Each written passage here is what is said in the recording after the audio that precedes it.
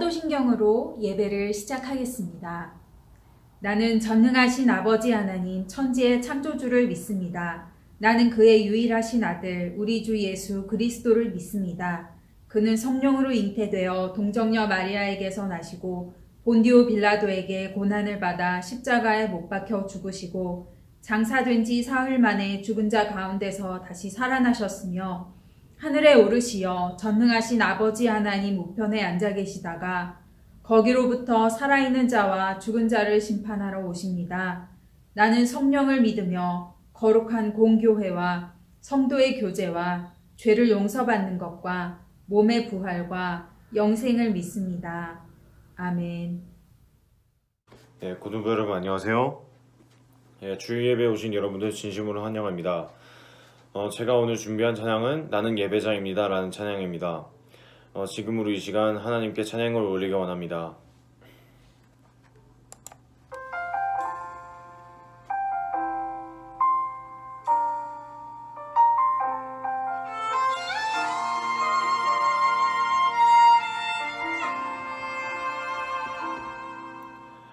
나는 하나님을 예배하는 예배자입니다.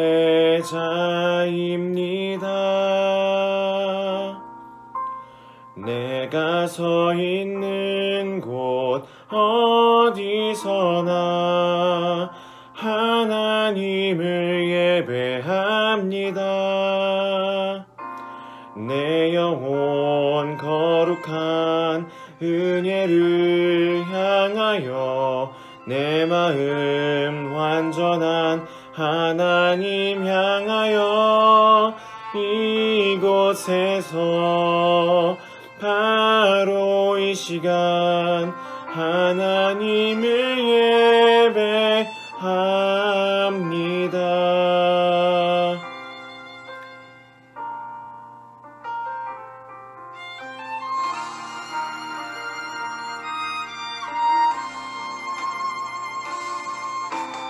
나는 하나님을 예배하는 예배자입니다.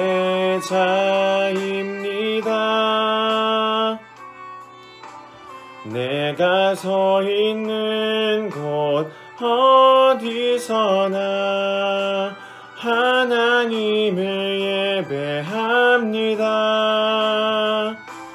내 영혼 거룩한 은혜를 향하여 내 마음 완전한 하나님 향하여 이곳에서 바로 이 시간 하나님을 예배합니다. 내 영혼 거룩한 은혜를 향하여 내 마음 완전한 하나님 향하여 이곳에서 바로 이 시간 하나님을 예배합니다. 내 영혼 거룩한 은혜를 향하여 내 마음 완전한 하나님 향하여 이곳에서 바로 이 시간 하나님을 예배합니다.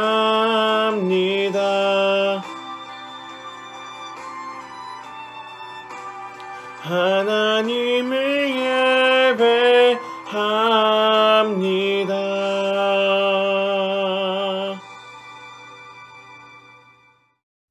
거룩하신 하나님 아버지, 오늘 예배를 통해 하나님께서 영광 받으시길 원합니다. 혼자서 드리는 예배 속에서도 위로하시는 하나님을 경험하길 원합니다. 낮은 소리로 올려드리는 찬양 속에서도 기뻐하시는 하나님을 뵙길 원합니다.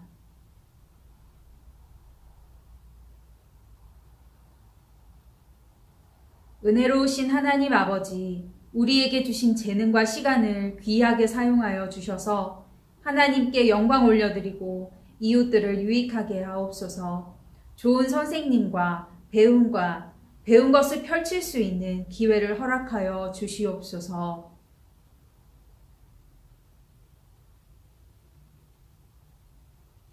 긍휼이 많으신 하나님 아버지, 계속해서 확산되는 코로나로부터 우리를 보호하여 주시고 방역과 치료를 위해 힘쓰는 많은 분들에게 힘을 더하여 주시옵소서. 이 어려운 시기를 잘 견디고 이겨낼 수 있도록 도와주시옵소서.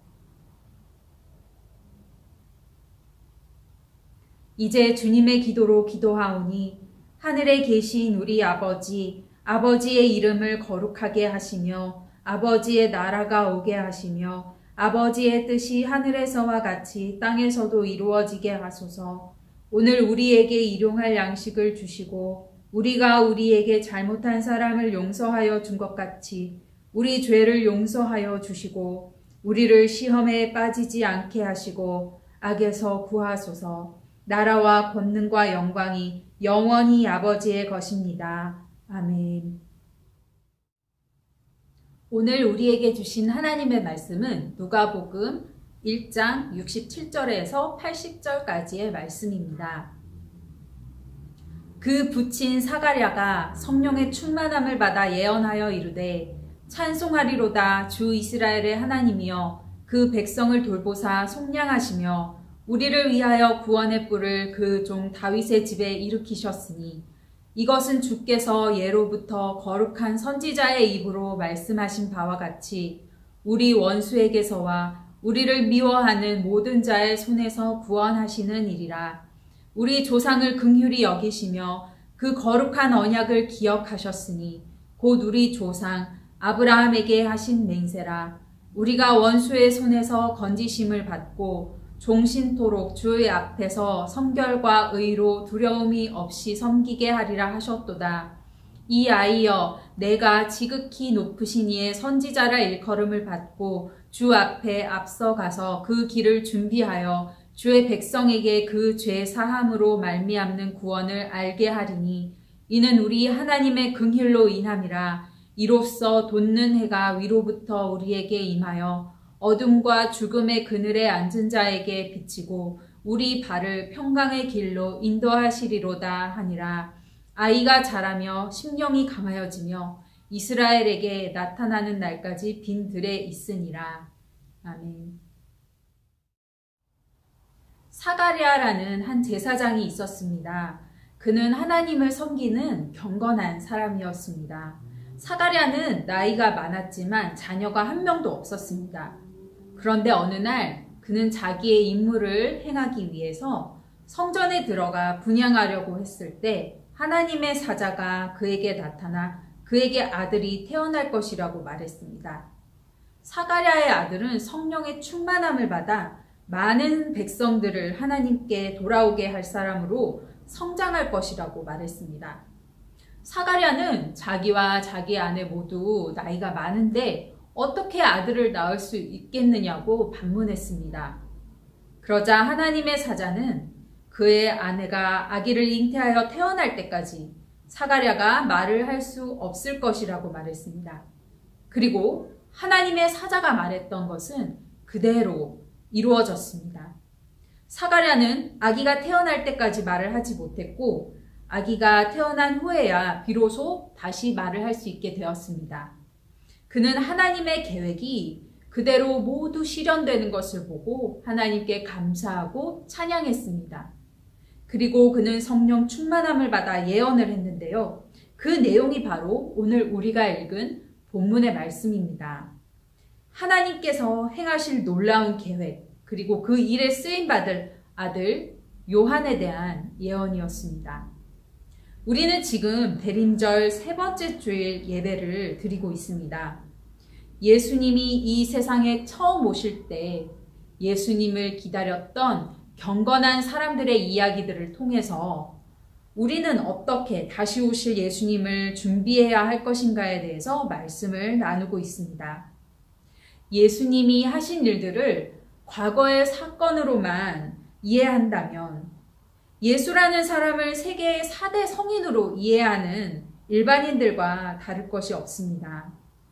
하지만 예수님이 지금도 역사하시고 또 장차 우리에게 다시 오실 분이라는 것을 믿는다면, 그것을 믿는 신앙인들이라면 오늘 우리가 어떤 생각을 가지고 살아가야 하며 무엇을 향해 나아가야 할지를 생각해 보아야 합니다. 많은 기독교인들이 스스로 자기가 믿는 기독교에 대해서 잘 알고 있다고 생각하기도 하고, 때로는 이런 문제들에 대해서 깊이 생각할 필요가 없다고 생각하기도 하고, 또 교회에 나와서 예배만 잘 드리면 된다고 생각합니다.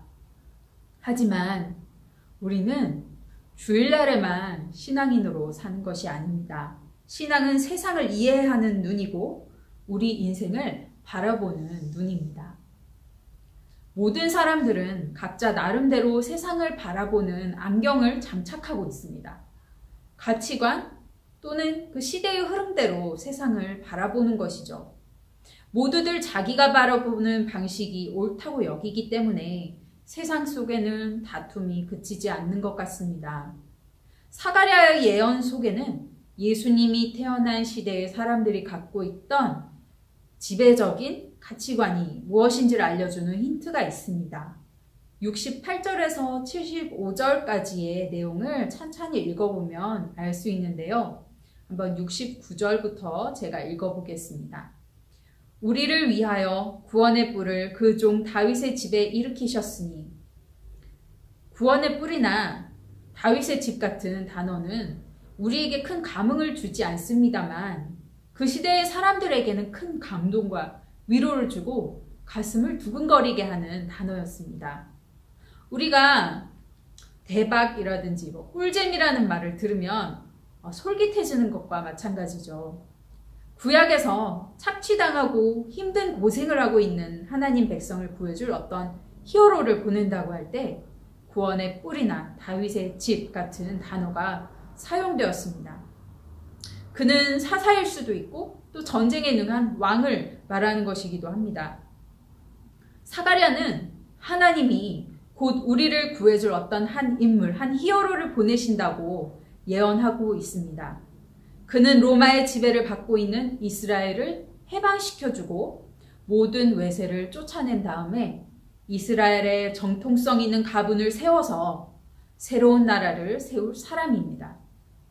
그리고 여기서 사가랴의 아들, 훗날 세례 요한이라고 불리우게 될 그의 아들은 어떤 역할을 할 것이냐? 그는 바로 그 히어로, 그 하나님께서 보내시는 한 사람을 받아들일 마음의 준비를 시키는 사람이 될 것이라는 예언을 합니다. 그런데 세례 요한의 이 역할이 조금은 복잡합니다. 사가랴의 예언을 조금 더 살펴볼까요? 사가랴는 백성들을 원수의 손에서 구원하실 분, 원수의 손에서 건지실 분이 오실 것이라고 예언을 하는데, 처음에는 그가 그 구약에서 말하는 사사들처럼 전쟁에서 적들을 물리치고 군사적으로 승리를 거둘 사람의 이미지로 이해가 됩니다. 그런데 그 원수는 누구를 가리키는 걸까요? 정말로 이스라엘을 괴롭히는 적들을 말하는 걸까요? 조금 더 나아가서 만약 이 말씀을 오늘날의 그리스도인들이 문자 그대로 받아들여서 하나님이 나를 구해주시는 방식이 학교나 직장에서 나를 못살게 구는 사람을 하나님이 혼내주고 또 내가 그들 위해 승리하게 해주실 것이라는 메시지로 받아들이면 될까요? 이 말씀은 그렇게 간단하지 않습니다. 왜냐하면 하나님이 주실 구원은 우리가 원하는 방식의 구원이 아니라 우리가 생각지도 못한 원수로부터 구원해 주신다는 약속이기 때문입니다. 76절에서 77절까지를 읽어보겠습니다. 이 아이여, 내가 지극히 높으신 이의 선지자라 일컬음을 받고 주 앞에 앞서 가서 그 길을 준비하여 주의 백성에게 그 죄 사함으로 말미암는 구원을 알게 하리니. 여기서 말하는 이 아이여의 아이는 바로 태어난 지 얼마 되지 않은 세례 요한을 말하는 것이죠. 세례 요한이 어른이 되어서 하나님의 선지자가 되어서 주 앞에 앞서가서 그분의 길을 준비하게 될 텐데, 여기서 말하는 그 주는 바로 예수 그리스도를 뜻합니다. 그런데 그 오실 그리스도의 길을 어떻게 준비하느냐 하면 주의 백성들에게 죄 사함의 구원을 알게 할 것이라는 것입니다. 이전에 백성들이 기대했던 구원이 무엇이었죠? 그것은 바로 나라가 해방되는 것, 외세로부터 자유로워지는 것, 강한 지도자가 나와서 이스라엘을 독립하게 하는 것이었습니다. 그런데 세례 요한이 사람들에게 전해야 할 것은 무엇이라고요? 바로 죄 사함으로부터 말미암는 구원입니다. 많은 사람들이 우리에게 힘센 지도자가 없어서 우리가 이렇게 고생하는 것이다 라고 문제를 진단할 때 세례 요한은 하나님이 가리키시는 문제점을 말합니다. 그것은 바로 죄로 인해 인간이 하나님으로부터 차단되고 멀어지고 고통을 당한다는 것입니다. 하나님이 우리에게 주신 성경의 맨 앞에 나오는 말씀, 창세기 3장에서는요, 바로 인간이 죄로 인해서 죽음을 겪게 되고 또 죄로 인해 소외를 경험하게 되었다고 말해줍니다.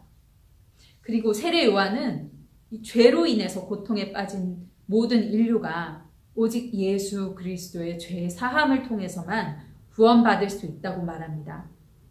세례 요한의 외침은 먼저 우리가 죄인이라는 것을 인정하라는 것과 죄가 이 세상 모든 문제의 근원이라는 것을 인정하라고 우리를 일깨웁니다. 간단한 말 같지만 참 받아들이기 어려운 것이기도 하죠. 우리는 우리 외부에 있는 문제점들을 해결해야 이 세상이 나아지고 또 우리도 행복해질 것 같은데 죄가 문제라고 얘기하니까 그것을 받아들이기가 참 쉽지가 않습니다. 하지만 죄를 인정하는 것은 하나님과 우리 사이의 문제를 해결하고 이 세상의 문제를 해결하는데 출발점이 됩니다. 죄를 인정하지 않으려고 하는 우리의 본성은 나에게는 아무 오류가 없다, 나에게는 고쳐야 할 점이 없다고 주장하는 교만한 마음에서 비롯됩니다. 하지만 하나님이 나를 고쳐주셔야 합니다. 하나님이 이 세상을 고쳐주셔야 합니다. 라면서 겸손히 낮추는 사람들을 찾고 계세요.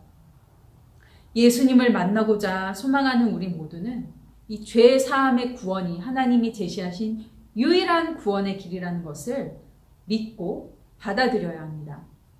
우리가 사는 이 세상은 참 많은 문제들이 가득합니다.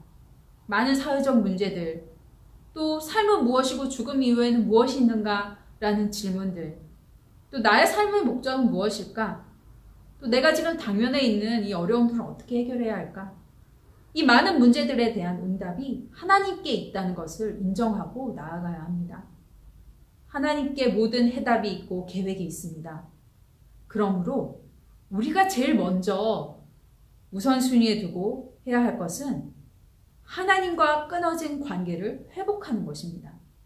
하나님의 말씀이 우리를 인도하실 수 있도록 우리의 마음과 우리의 의지를 내어드려야 합니다. 하지만 우리는 우리의 경험에 의지해서 또 내가 아는 지식과 정보에 의지해서 풀어가려고 하는 그런 마음이 있습니다. 우리의 고집을 내려놓읍시다. 하나님의 구원은 예수님을 통해 우리가 예상치 못한 방식으로 일어날 것입니다. 그것을 겸손하게 받아들일 때 우리에게 새로운 삶이 시작됩니다.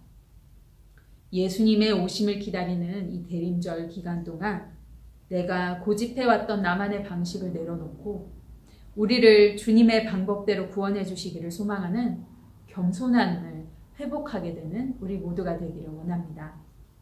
기도하겠습니다. 하나님 아버지, 우리의 선입견과 굳어져 있는 생각들을 깨뜨리셔서 하나님의 창조적인 구원의 역사가 우리 삶에 일어나게 해 주시옵소서. 주님 앞에서 겸손함을 회복하게 해주셔서 내가 생각하는 방식대로 간구하는 교만함 대신 하나님의 뜻과 계획이 이루어지길 소망하는 겸손한 우리들이 되게 해주시옵소서. 함께 예배드리는 모든 고등부 친구들에게 하나님을 사랑하는 마음을 허락해 주시고 하나님이 이끌어 가시는 아름다운 삶이 되게 하여 주시옵소서. 하나님 안에 있는 인생이 종국에는 승리하는 삶이고 성공하는 삶이고 의미 있는 삶이라는 것을 믿고 살아가는 우리 복된 고등부 친구들 되게 하여 주시옵소서. 이번 한 주간도 사랑으로 붙드시는 하나님의 손에 우리의 삶을 맡겨드립니다. 예수 그리스도의 이름으로 기도합니다. 아멘. 이제는 우리 구주 예수 그리스도의 은혜와 하나님의 사랑과 성령의 교통하심이 죄사함의 구원을 기쁨의 소식으로 듣기 원하는 모든 고등부 지체들 위해 그들의 가정과 학교와 일터 위에 영원히 함께 하시기를 간절히 축원하옵나이다. 아멘.